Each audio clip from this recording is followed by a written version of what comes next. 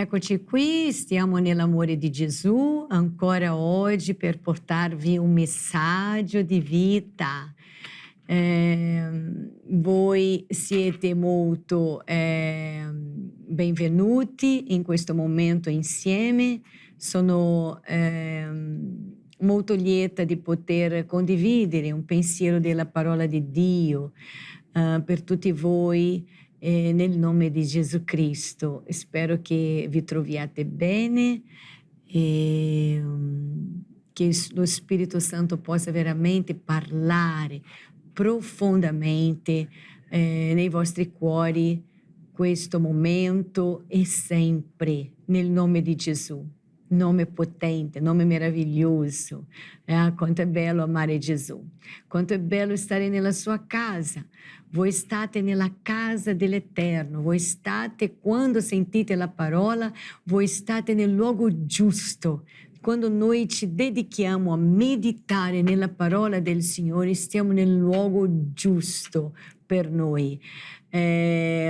Gloria a Dio per questo. E volevo condividere un testo della parola di Dio che sta nel libro di Atti degli Apostoli, là nel capitolo 27, quasi arrivando alla fine, diciamo così, di questo capitolo.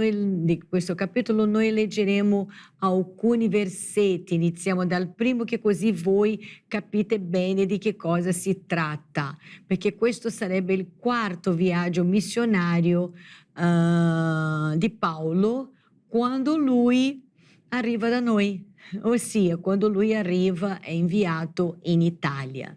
Quindi il testo comincia dicendo così: quando fu deciso che noi salpassimo per l'Italia, Paolo con altri prigionieri furono consegnati a un centurione di nome Giulio della corte Augusta.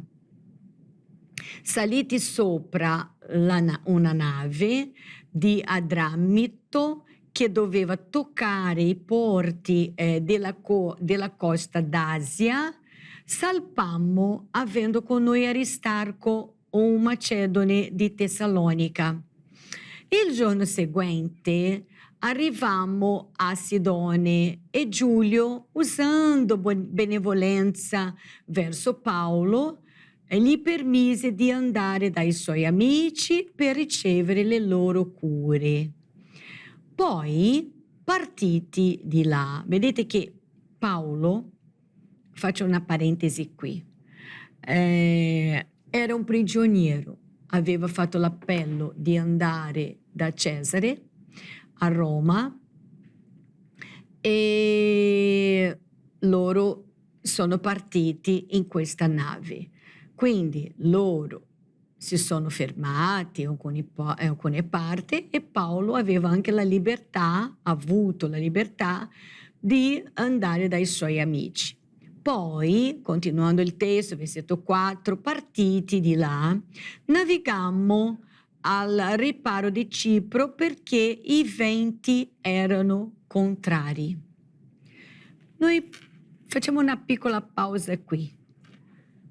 Quando noi leggiamo qui, noi stiamo vedendo una storia di un uomo di Dio che stava servendo all'opera di Dio, a Cristo, annunciando Gesù Cristo, e che stava dentro una nave ed era prigioniero.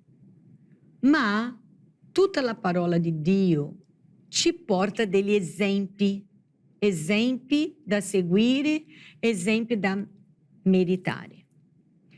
E qui dice che i venti erano contrari. Loro stavano in nave. I venti erano contrari a che questa nave proseguisse.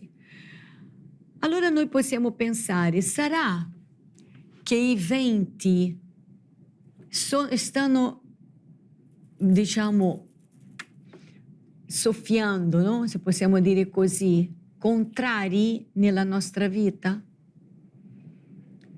Tutto quello che noi vogliamo fare, che desideriamo fare, sembra che niente vada bene, perché alle volte succede.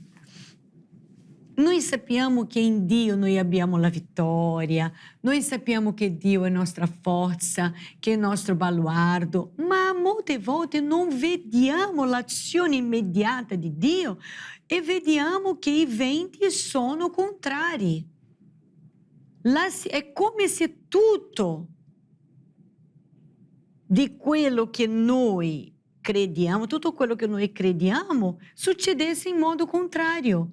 Allora noi pensiamo, ma mamma mia, io credo in un Dio potente, credo che Dio guarisce, libera, trasforma, perché tutto nella mia vita va in modo contrario? Vediamo ancora quello che dice qui nella parola. Lì torniamo alla barca di Paolo e attraversando il mare di Cilicia e di Panfilia arrivammo a Mira di Licia. Il centurione, trovata qui una nave alessandrina che faceva vela per l'Italia, ci fece salire su quella. Quindi loro hanno cambiato nave. Navigando per molti giorni lentamente, giungemmo a fatica per l'impedimento del vento di fronte a Cnido. Poi veleggiamo sotto Creta al largo di Salmone e costeggiamo con difficoltà. Giungemmo a un luogo detto Bei Porti, vicino al quale era la città di Lasea. Vediamo che loro stavano arrivando con fatica nei porti per l'impedimento del vento. E quindi è quello che noi abbiamo detto. Può capitare nella nostra vita che i venti stiano soffiando in modo contrario. Ed era, dice qui il versetto 9, intanto era trascorso molto tempo e la navigazione si era fatta pericolosa, poiché anche il giorno del digiuno era passato e Paolo li ammonì dicendo: uomini, vedo che la navigazione si farà pericolosa con grave danno, non solo del carico e della nave, ma anche delle nostre persone. Vediamo il versetto 11.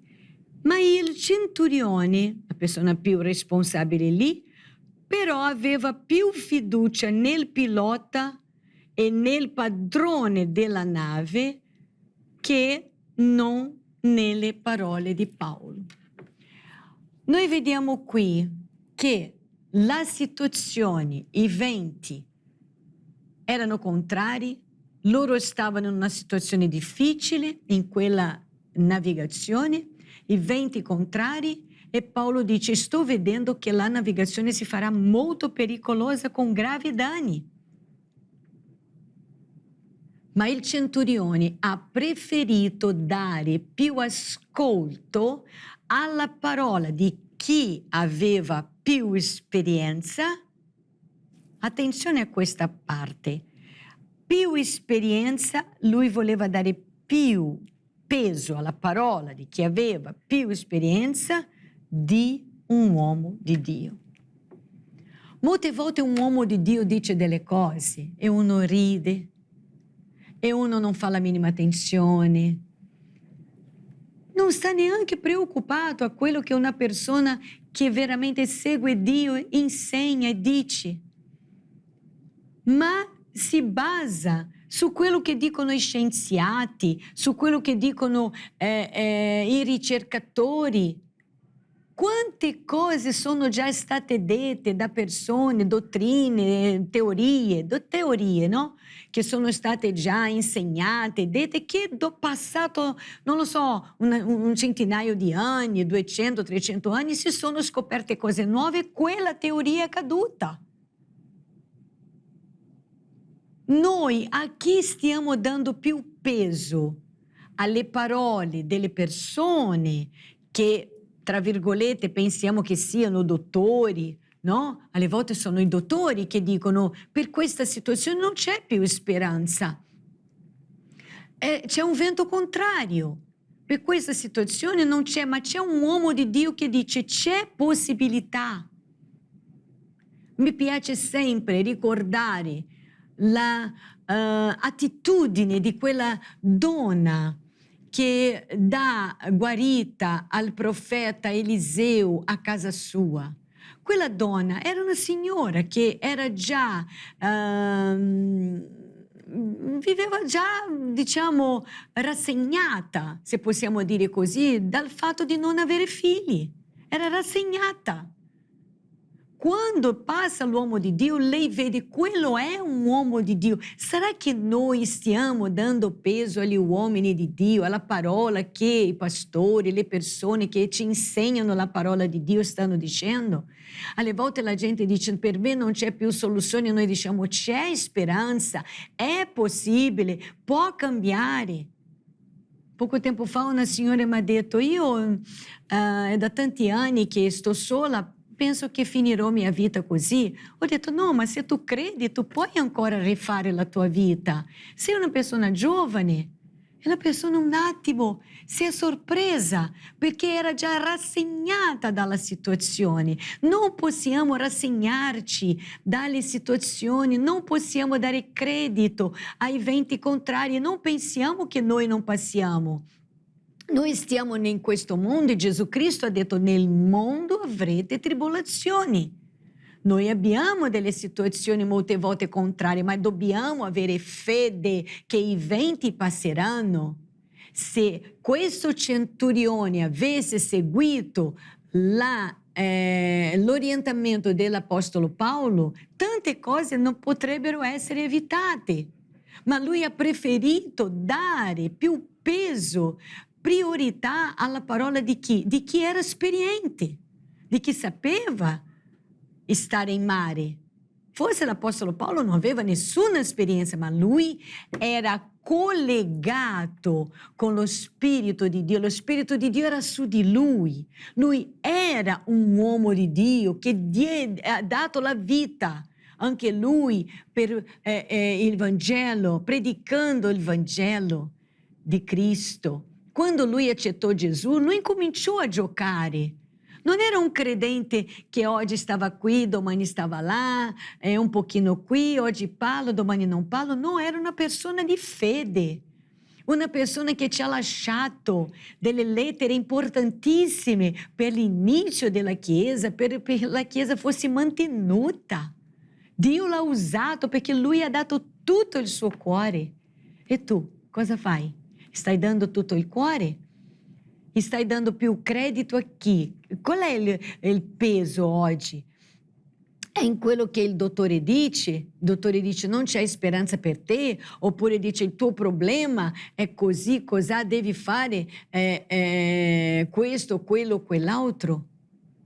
Recentemente stavo in una delle campagne, in una dei culti, no? Possiamo dire così, con il nostro missionario, e c'era una signora che ha dato la testimonianza.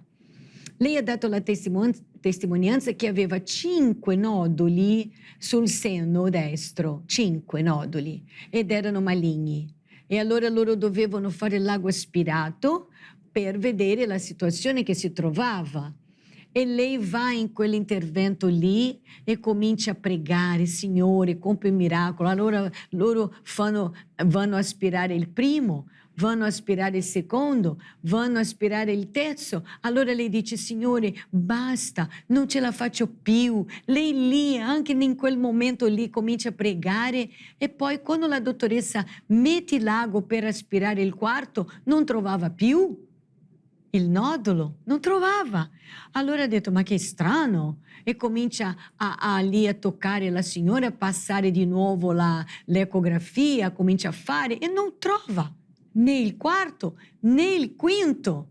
Erano spariti, ma non solo, erano spariti tutti. E comincia a chiamare una, a chiamare l'altra, e viene il dottore, e viene il primario, e viene questo, e viene quell'altro. Alla fine hanno detto, Signore, è successo un miracolo. E lei dice, Signore, ti ringrazio, ed è stata guarita. Molte volte noi ci lasciamo trascinare dai venti, dalle tempeste, ma noi dobbiamo affrontare, perché ci sono le armi spirituali per vincere il male, per vincere i venti contrari, che è la parola, che è ascoltare la predicazione della parola attraverso i nostri pastori e gli orientamenti biblici. La preghiera, il digiuno, la battaglia spirituale per essere vittoriosi. Ci sono persone che chiedono, per favore, mi fai una preghiera? Tu fai la preghiera, non risolve in quel momento, lascia perdere. Non sta lì, no, adesso che troverò la mia vittoria, sarà perfetta nel nome di Gesù. Ed è così, quando noi determiniamo, usiamo la parola, usiamo il pensiero di Cristo, la vittoria è sicura.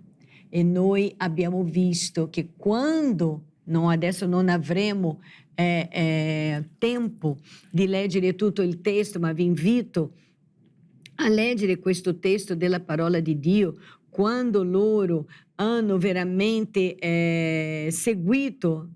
Vediamo qui il versetto 20, già da molti giorni non si vedevano né sole né stelle, e sopra di noi infuriava una forte tempesta. Era per finire con tutti quello lì, no? Sicché ogni speranza di scampare, dice qui l'apostolo, era ormai persa, non c'era più speranza di scampo. Dopo che furono rimasti per lungo tempo senza mangiare, Paolo si alzò in mezzo a loro e disse: uomini, bisognava darmi ascolto e non partire da Creta per evitare questo pericolo e questa perdita. Ora però vi esorto a stare di buon animo, quindi lui si rialza, vieni di nuovo con la parola di Dio, a di stare di buon animo. Noi dobbiamo avere buon animo, credere, non mollare, perché non vi sarà perdita della vita di nessuno di voi, ma solo della nave. Hanno perso la nave, ma la parola dell'apostolo si è concretizzata. Se loro avessero ascoltato prima, tanta cosa non avrebbe successo. Quindi è ora di cominciare a ascoltare la parola di Dio, dare credito e non mollare, e seguire. Se viene la tempesta, se viene il vento forte, rimane lì, perché il Signore è con noi. Nessuno di loro perì, la nave sì, ma nessuno di loro, perché lui si rialza. Quando c'è un uomo di Dio che veramente si rialza, e tu vuoi essere un uomo, una donna di Dio? È ora di esserlo. È ora di seguire avanti nella fede e credere che quello che è successo con l'Apostolo Paolo può succedere anche con noi, uomini, donne. Esci da questo posto dove tu stai, questo posto comune, che va bene tutto, che ti adatti a tutti. No, è ora di lottare per essere una persona usata dallo Spirito Santo, portare frutto, far crescere l'opera, e solo il Signore sa quante cose meravigliose ha preparato per noi. Lui sempre sa quello che è meglio per noi.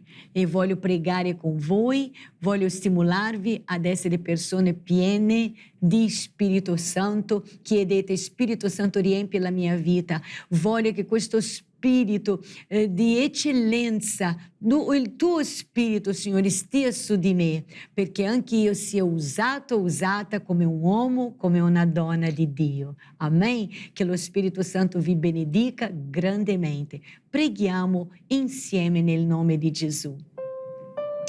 Oh, alleluia, gloria a Dio, gloria al Padre, gloria al Figlio, gloria allo Spirito Santo. Signore, grazie di questa parola che ci incoraggia, che ci aiuta nei momenti, Signore, che stiamo passando delle difficoltà, delle tempeste molte volte nella nostra vita, ma tu sei colui che ci libera e che fa di nuovo che il sole risplenda nella nostra vita, nella nostra casa. Padre, abbia misericórdia dei nostri cari, abbia misericórdia della nostra famiglia, liberali, Signore, dalla mano del nemico. Non vogliamo, non permettiamo che i nostri amati stiano sulla mano del male, ma che la tua potenza stia su di loro, su di noi. Fai di noi, Signore, uomini e donne pieni di Spirito Santo. Benedici il tuo popolo, benedici la tua Chiesa, che sia una Chiesa forte, una Chiesa che lavora insieme, che si dà la mano, Signore, non una Chiesa che sta sempre a parlare male di questo, di quell'altro, ma una Chiesa che guarda Gesù, autore e consumatore della fede, e va avanti perché il Vangelo possa espandersi come l'Apostolo Paolo fece nel passato. Signore, aiutaci, usaci, è quello che ti chiediamo e ti ringraziamo già di tutte le vittorie, nel nome prezioso di Gesù. Amen.